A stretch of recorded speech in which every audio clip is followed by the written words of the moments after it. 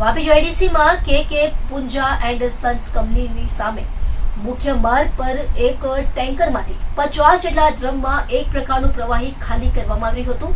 Tanker પર પ્રવાહી જ્વલનશીલ chemical હોવાની શક્યતા દેખાઈ રહી છે. જ્યારે મીડિયા દ્વારા આ પ્રતિક્રિયા કેમેરામાં કેદ કરવામાં આવી હતી ત્યારે ટેન્કર ખાલી કરતા કર્મચારીઓ તેમની ચીજવસ્તુઓ છોડીને નાસી ગયા અને ટેન્કરને તત્કાળ રવાના કરી દેવાયું હતું. આ પ્રકારની કાર્યવાહી ઘણી શંકાસ્પદ છે અને પદાર્થની પ્રકૃતિ પર ગંભીર પ્રશ્નો ઉભા કરે છે.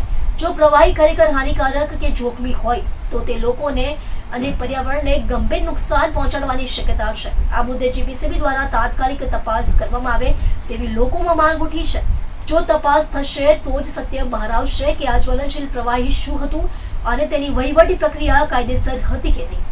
જ્યારે કંપનીના સંજય નામના માલિક સાથે ફોન પર વાત કરવાનો પ્રયાસ કરાયો ત્યારે તેમણે આ મામલે કોઈ પણ પ્રકારની ટિપ્પણી કરવાનું ટાળી દીધું.